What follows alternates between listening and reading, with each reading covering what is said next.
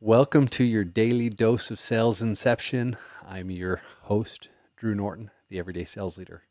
And today we're going to talk about the science of persuasion and having an ethical influence in sales. So there's 7 concepts I want to talk about, and then I want to share some studies that have been done on these different concepts, and then give some examples of how that can be applied in a sales role. And so those 7 concepts are the principle of reciprocity, the principle of scarcity, the principle of social proof, the principle of authority, the principle of liking, the principle of commitment and consistency, and the principle of anchoring and adjustment. So let's go through each of these. And all of these have studies you can look up if you want to research and learn a little bit more.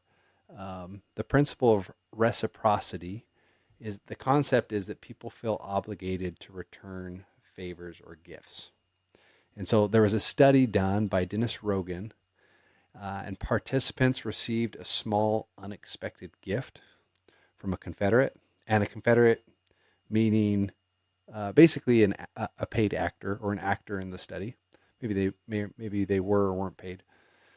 Anyways, each person in the study was given a Coca-Cola. And what they found is those who were given a Coca-Cola were more likely to buy raffle tickets from them later, even if they didn't like this actor, this Confederate that gave them the Coca-Cola. And so it's often referred to as the Coca-Cola study. And so what we can learn from this is offering a free trial, a sample, a valuable piece of content up front can increase the likelihood of a purchase later. And so look for ways you can add value or give something to others, and you'll often see a greater likelihood that someone will purchase. And I mean, that's a big part of people having content like this channel and others is, hey, if I give enough and I educate enough and I share enough and I teach enough, likelihood is that someone's more likely to buy in that scenario. So second principle I want to talk about is the principle of scarcity. People value things that are rare or in a limited supply. And an example of this can be found, there was research done by Warshall, Lee, and Adewale in 1975, and they found that cookies from a jar that was nearly empty were rated as more desirable than cookies from a full jar. Which is funny because you would think a jar full of empty cookies, those cookies are probably older and may not even taste as good. At least that was my first thought. So I just think that's fascinating that people would rate a cookie more desirable if it came from an empty jar versus a full jar. And so we do this all the time in sales. It could be a limited time offer. It could be an exclusive deal. It could be highlighting a limited availability of your product to create a sense of urgency and increase in sales. So, having specials, having today only, having, a promotion that's going to be expiring, offering an incentive to a client, some type of deadline, right? So scarcity creates, like, people see value when something's in limited supply. Fascinating stuff. So next example, the principle of social proof. And the concept here is that people tend to follow the actions of others, especially when they are uncertain. And so probably the best example of this is a study done by Solomon Asch in 1951, which showed that people conform to group opinions even when they know the group is wrong. So nearly 75% of the participants in the group, in the experiment, they would go along with the rest of the group when they knew the right answer at least one time. So 75% would go with the group at least once, even when they knew it was wrong. And then after they combined all the trials together, the results indicated that participants conformed to the incorrect group answer approximately 1/3 of the time.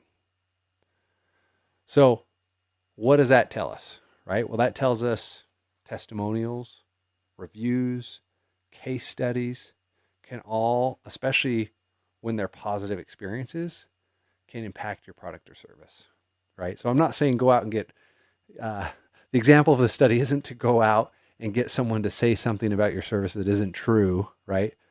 And it just shows how important good reviews are, how important testimonials are. People want social proof and they feel validated when others are making that decision. And there's just huge psychology behind that. The next principle I want to talk about is the principle of authority. So people are more likely to be persuaded by someone they perceive as an expert or an authority figure. So one of the best studies on this was the Milgram experiment in 1963 that demonstrated the powerful influence of authority figures on obedience. And so this is a pretty fascinating study where the researchers brought people in. The people were told you're going to either be a learner or a teacher. They didn't tell them that every single participant ended up being the teacher. The learners were Confederates or actors, once again. And they were told that every time the person answered wrong or refused to answer, that they were supposed to shock them. And they were asked to increase the shock over time. And it was just interesting how many would continue to shock people just because they were told to, and even go all the way up to what was supposed to be a dangerous shock. Now, if you read the study, what's kind of cool is it was the same shock every single time. There's a lot of details we could get into in this. And essentially people would, not everyone, there were some that, would eventually say, hey, like the learners saying, hey, this is too hard, or this is too bad, or I don't want to answer anymore. Like hurts way too much. And there were those that would continue to shock because they were told to do so, even when it appeared it was becoming dangerous. So it just goes to show that when someone is an expert, and they'd often turn back to the people running the experiment and they would say, yes, you have to continue, you have to move forward, this is part of the experiment. But when someone is viewed as an expert, when someone's viewed as having credentials, when someone is,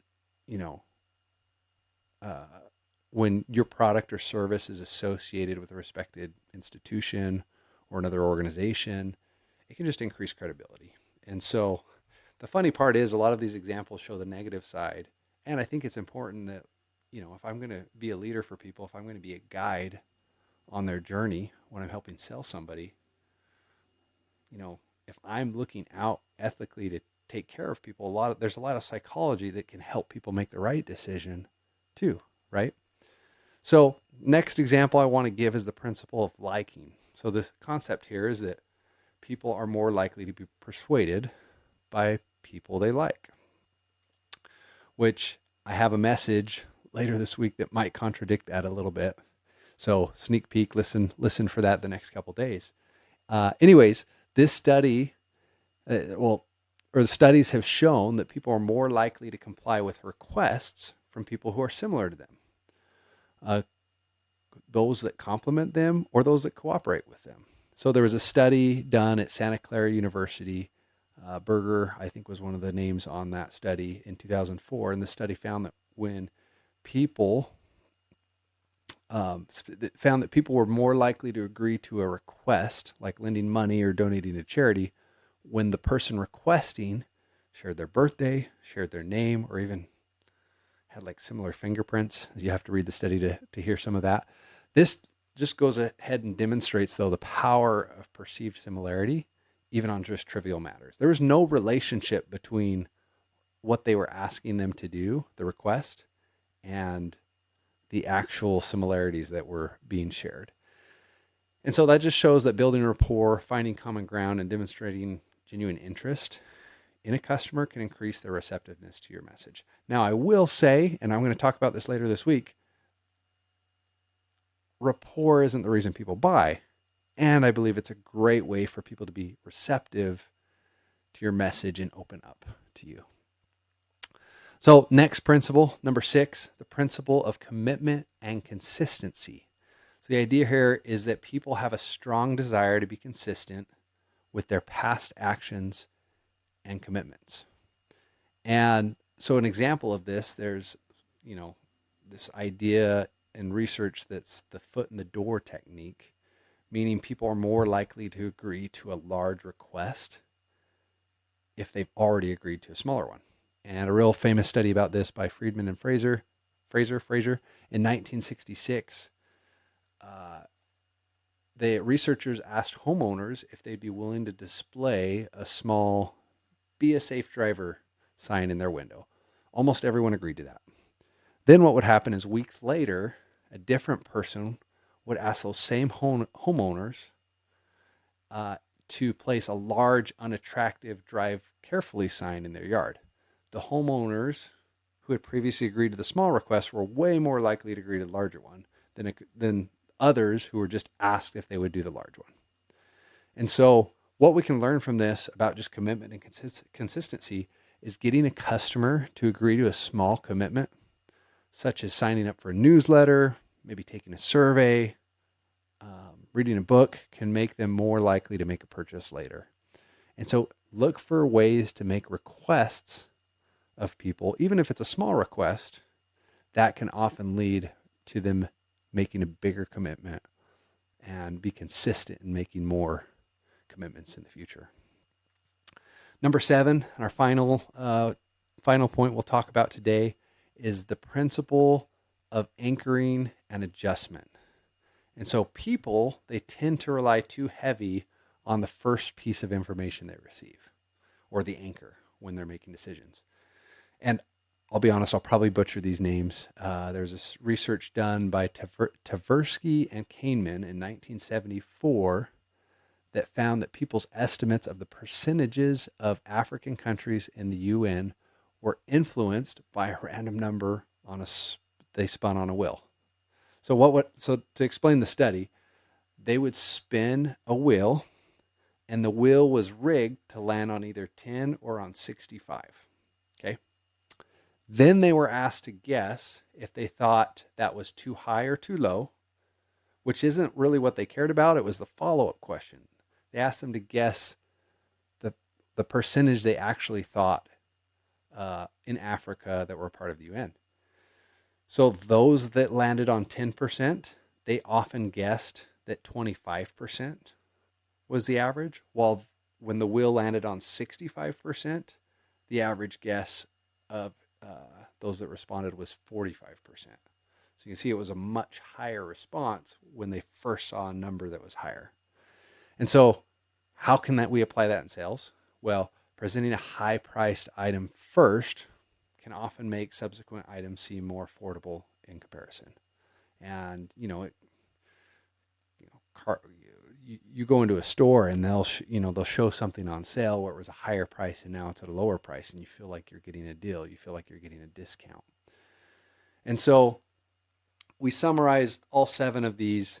It's just a few examples of how psychology can be used in persuasion. And if we understand some of these principles, like, you can create a more effective sales process, and you can have more effective sales content and strategies that resonate with your audience. Once again, I always advocate that what you do is ethical, that what you do is right for the person, that this persuasion can be in someone's best interest.